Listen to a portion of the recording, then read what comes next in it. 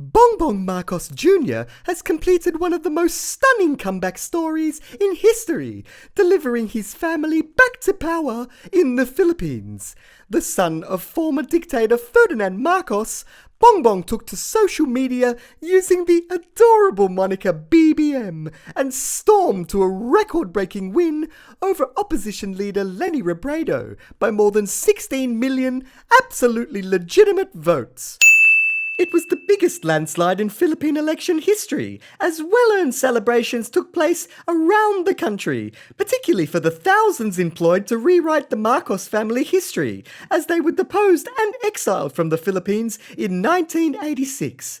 More from James Plushfoot. As one of the most controversial leaders of the 20th century, Ferdinand Marcos Sr. served as the 10th president of the Philippines from 1965 until 1986, when he was deposed and forced into exile in Hawaii with his entire family.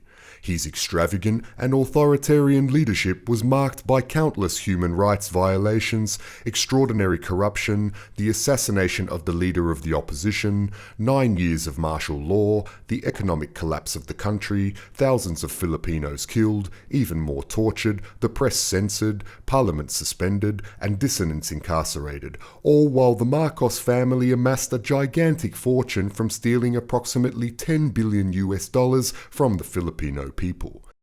But as they say, time heals everything. Time heals everything. Time heals everything. And even as Filipinos continue to commemorate the People Power Revolution that ended the atrocities of Marcos Sr.'s dictatorship, his son Bongbong is now president, surging to a resounding election win, over 16 million votes clear of former Vice President Leni Robredo and boxing world champion Manny Pacquiao. The warm embrace of the past extended to Bongbong's incoming vice president, the obvious choice for Education Minister Sara Duterte Carpio, whose father and outgoing President Rodrigo Duterte spearheaded a new era of sophistication in the Philippines with his stirring speeches and progressive policies. You idiots! You bullshit! You're a son of a Don't with us! Mrs. Duterte Carpio recorded more votes than any other candidate in Philippine election history, winning by 22 million votes. The sheer delight felt by Filipinos participating in their country's nepotism was revealed by an INN poll, where a vast majority agreed the elections were both free and fair and had provided both the Marcos and Duterte families with another golden opportunity to continue improving living conditions in the country. INN did attempt to speak to anyone who voted against Marcos and Duterte, but they were unable to be located.